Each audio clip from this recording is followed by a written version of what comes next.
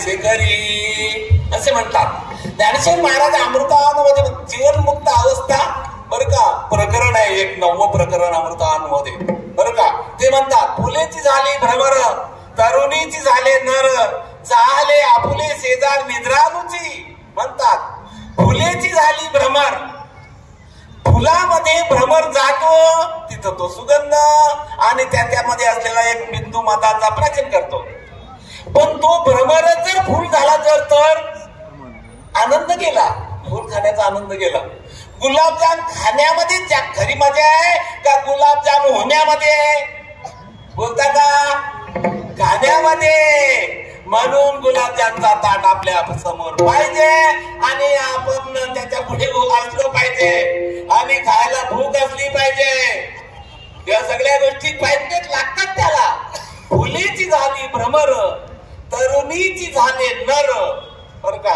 एखादा विषयी मनुष्य आहे बर का, स्त्रीचा संबंध त्याला पाहिजे, पण तो पुरुष स्त्री झाला तर ज्ञानोबा राय बोलतात म्हणून मी बोलतो. तरुणीची झाले नर झाले आपले शेजार निद्रालूची. किंवा एखादी विलासी मनुष्य आहे त्याला गादीवर झोपायला बरं फार मजा येते, पण तोच जर गादी झाला तर आनंद गेला, आनंद नाही आहे. त्याप्रमाणे ही जी स्त्री आहे ही महान आहे, तिला भजन पाहिजे. भजनामध्ये तो आनंद आहे, तो आनंद इकडे नाही, वारीला येऊन बघा, वारीला चालत पंढरपूरच्या आनंदीने जायचं तिकून. मग बघा तुम्ही बस असं वाटतं की कधी आषाढ महिना येतो आणि कधी एकदा निघतो असं वाटतं. इतका तो आनंद असतो. जेवायला बसली की वावडल येते, त्याच्यामध्ये धूर कचरा पडतो, तरी पण चव बघाल तुम्ही, त्या जेवणाची चव काय बघाल, वेगळा वेगळा आनंद असतो तो. आमचे संत सांगतात आनंद तेथीचा मग या जीवाचा बैरे ऐकती. म्हणून बैरे लोकांनी असतील ना त्यांनी वारीला यायचं. अंधळाची डोले पगलाची डोले, अंधळाची डोले पगलाची डोले, अंधळाची डोले पगलाची डोले, अंधळाची डोले पगलाची डोले. आम्हाला मोठं होती चला रे,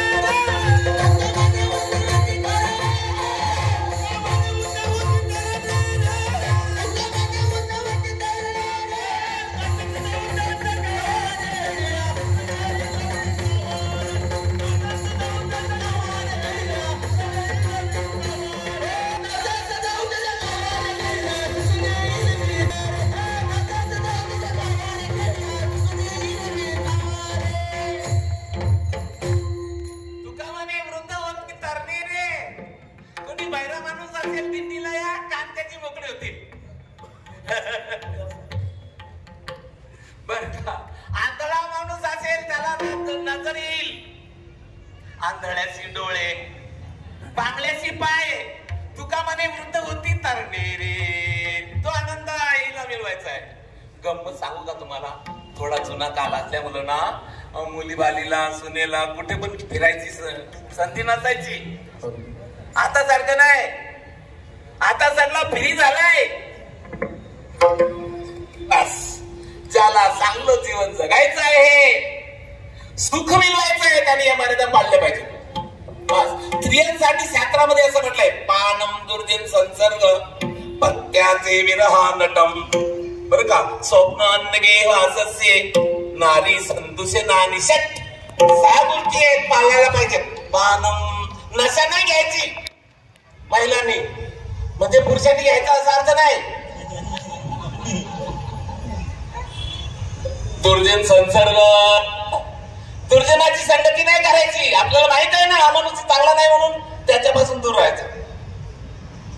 पत्त्याचे विरह, पतीपासून बरं का दूर नाही राहायचं. अनंतनम, एकटीने नाही फिरायचं. दुसऱ्याच्या घरी झोपायचं नाही वडिलांच्या शिवाय. वडिलांच्याच घरी झोपायचं, मुक्कामाला वडिलांच्याच घरी राहायचं. दुसऱ्या कोणाच्या घरी मुक्कामाला नाही राहायचा. जर पाहिजे असेल सुत्तर स्वप्न अन्नगे वासस्य, दुसऱ्याच्या घरी जाणं. नारी संतुषे नानिषट, या 6 गोष्टी आहेत. म्हणून तिला बंदी होती. या अभंगामध्ये जी स्त्रीचं वर्णन करतात ना ज्ञानेश्वर महाराज, ही फक्त रूपकाची भाषा आहे. बर का, त्याला शास्त्रीय साहित्यामध्ये रूपकाची भाषा बोलतात. तेव्हा ही अभंगातली स्त्री आहे ना, या स्त्रीला देवाकडे जाऊ देत नाही, त्यांच्या घरातली मागचं जुनं काल असल्यामुळं. पण तिने या संसारावर विजय मिळवलेला असल्यामुळं तिला कुठे नो एंट्री नव्हती, फ्री होत तिचं जीवन. देवाला एकदा सावलं केलं की ते मनुष्य जगामध्ये फ्री होतो. बस कुठे पण जाऊ शकतो तो. आमच्या मीराबाई बस मीरा गली गली हरी गुण गाणे लगी, गली गली मध्ये भजन करत होती, फ्री झाली ती. असं आहे. त्याप्रमाणे तिला बंधन होत, तू कुठे नाही जायचं म्हणून. बस देवाला सोडून सांगू आपल्याला गंमत, देवाला तिने पती मानला होता. देवाला पती मानण्याचा सगळ्या स्त्रियांना अधिकार आहे, हक्क आहे. शास्त्रामध्ये असं म्हटलंय, श्रीपती, यज्ञपती, प्रजापती, धरापती, दियापती, लोकपती, पतीर गती चांद कृष्णी सातुताम प्रसिद्धताम मे भगवान सताम पती. श्री म्हणजे लक्ष्मीचा पती, श्रीपती, यज्ञाचा पती, प्रजेचा पती, धरा म्हणजे पृथ्वीचा पती, दिया म्हणजे बुद्धीचा पती, तिन्ही लोकांचा पती, पती गतीस चांदक कृष्णी. बरं का, चांदक कृष्णी यादवांच्या 3 घराण्यामध्ये तो एकमेव सगळ्यांचा पती आहे. आणि विशेष म्हणजे तो तुकाराम महाराजांचा आणि ज्ञानदेवांचा पती आहे. ज्ञानदेव ऐका, दुर्लभ बोला केला गे भाई, दुर्लभ बोला केला गे भाई.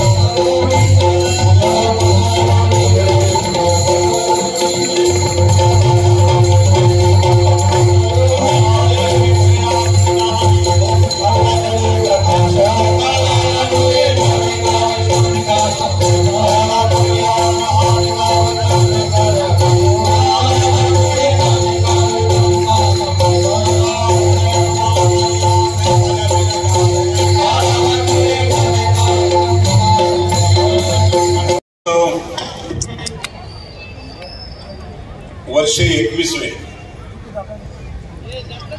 21 वर्षाचा हा प्रवास या कीर्तन महोत्सवाचे संयोजक आमचे नारायण पाटील असतील, राजेश पाटील, मोहन शिंदे, गणेश कतोरे, उत्तम विषे, शरद तेली, संभाजी शिंदे,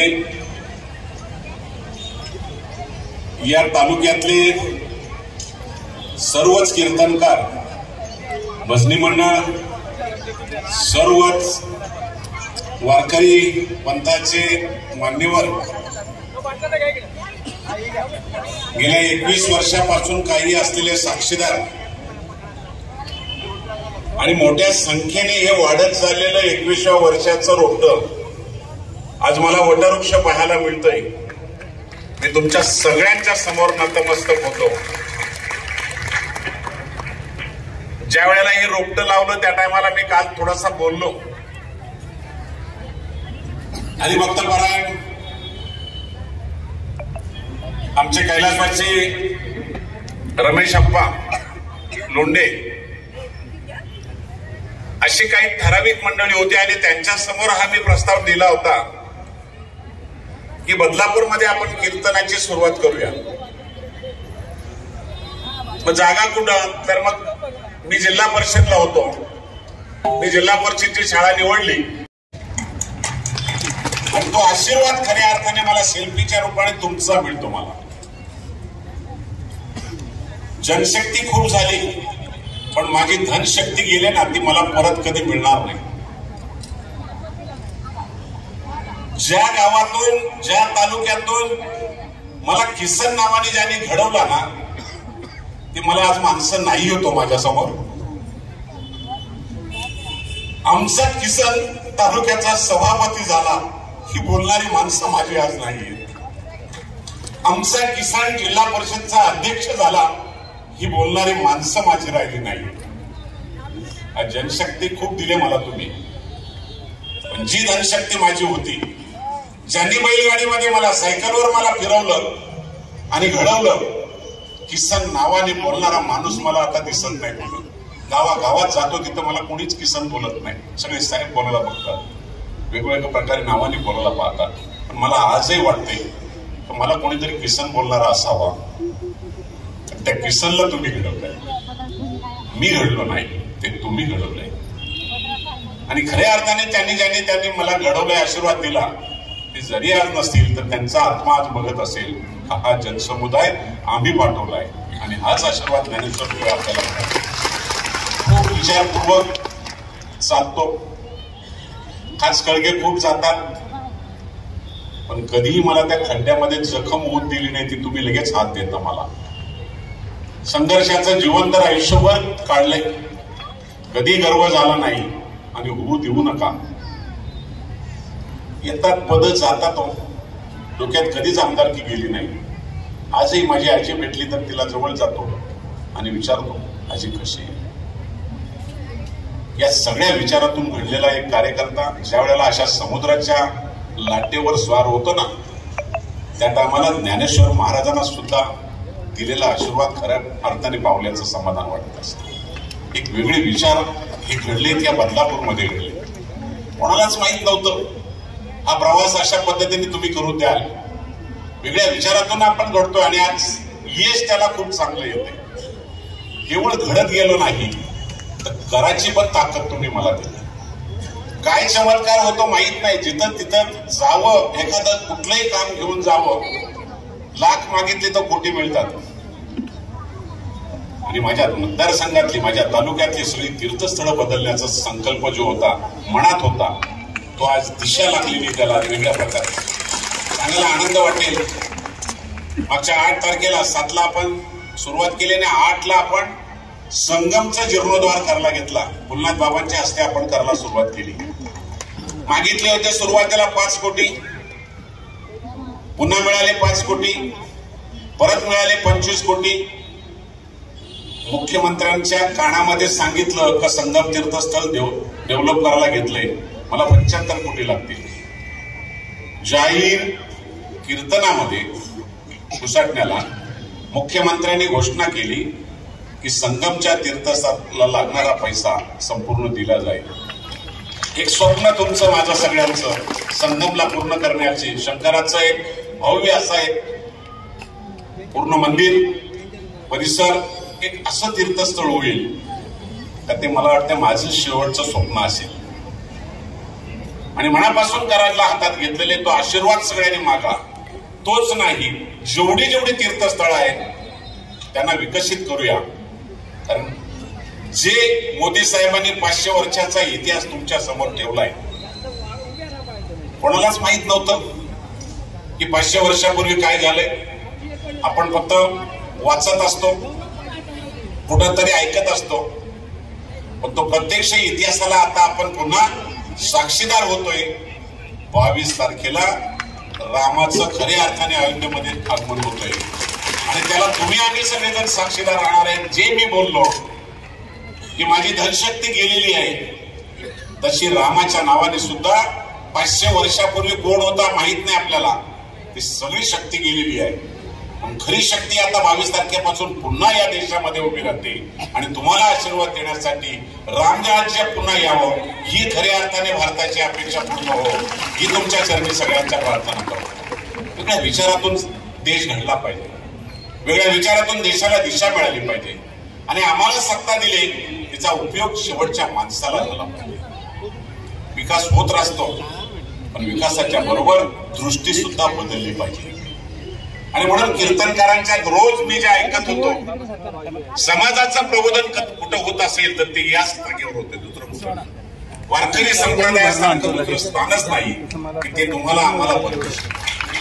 दिशा बदलण्याची ताकद, खरी शक्ती आहे ती वारकरी संप्रदायामध्ये. आणि आज तुम्ही सगळ्यांनी खूप मोठ्या प्रमाणामध्ये या वटवृक्षाला चांगल्या प्रकारची साथ दिली, निश्चितपणे चांगला विचार दिली. दरवर्षी आजही ठरवलं काही हे सगळं राजकारणाचं गाडं बाजूला ठेवलं तर प्रत्येक पोरीकडे एक दिवस गेलो ना, आयुष्य जाईल आमच्या दोघांचं. मग धनशक्ती पाहिजे का जनशक्ती पाहिजे हे तुम्ही आम्हीच ठरवलं पाहिजे. पैशापेक्षाही ही शक्ती, ही प्रेम हे खूप मोठं आहे. आता परत त्याच्यावर आम्ही आलो, आमची किरण भोईर तशी दिसत नाही. मुलगी जन्माला आली का डोक्याला आठे येतात. मी बऱ्याच मुलांना सांगितलं, बाबा हजारामध्ये 800च मुली आहेत, 200 जणांची लग्नच होणार नाही. जरा विचार करा. मुलगी आपल्या मतदारसंघात जन्माला आली तर तिचं स्वागत करण्यासाठी आपण एक योजना सुरू केली. त्या ठिकाणी ताबडतोब आपण पोहोचतोय, आपला कार्यकर्ता पोहोचतोय, तिला भेट देतोय, त्यांचं दोघांचं, नवरा बायकोचं, त्या कुटुंबाचा आपण सत्कार करतोय. केवळ सत्कार करत नाही, एक केंद्राने एक योजना सुरू केली, काल पुन्हा मुख्यमंत्र्यांनी एक घोषणा केली, त्या योजनेचे सगळे पैसे आपण भरायला सुरुवात करतोय. आणि मुलीचं स्वागत मोठ्या दिमाखात करण्याला आपण मतदारसंघात सुरुवात केलेली. आमच्या मुलीला मान मिळाला पाहिजे, आमच्या मुलींचा जन्म वाढला पाहिजे आणि खऱ्या अर्थाने आपल्याला कुठेतरी दिशा दिली पाहिजे. अशा चांगल्या विचारातून तुम्ही आम्ही घडलो. तुम्हाला सगळ्यांना माझी हीच विनंती राहील की तुमच्या हातातून एखादा तरी अशी सुरुवात करा आणि तिथं सांगा, जिथं कमी असेल ना तिथं मला निरोप द्या, मी तुमचाच आहे, तुम्हीच वाढवलाय, तुम्हीच घडवलाय. मी नुसता घडवला नाही हो, महाराष्ट्रात इतिहास घडवलाय. कोणी सांगितलं होतं एवढ्या मोठ्या संख्येने तुम्ही मला ताकद द्याल? अगदी 1000-1500 नसते तर बारामतीकरांना पण आपण पाणी पाजलं होतं. ही ताकद फक्त कुठंच जात नव्हतं, हे घडवलंय तुम्ही. मग त्या शक्तीचा उपयोग कोणता करावा तर तो हा उपयोग तुमचा झाला पाहिजे. माझी तुम्हाला खूप विनंती आहे, सगळ्या गोष्टी घडतील पण संस्कार कुठं बाजारात मिळत नाही. संस्कार अशाच ठिकाणी मिळतात. बाजारात सगळ्या काही मिळतील, सगळ्या गोष्टीचा बाजूला एक वेळ ठेवा, पण आपले संस्कार सोडू नका. संस्काराची ताकद आपण सगळ्यांनी उभी करूया. 17 तारखेपासून आज हा संपल्यानंतर आपण याच जागेवर इथे एक मंदिर उभं करतोय. त्या रामाचं मंदिर आपण एक पूर्ण देखावा तयार करतोय.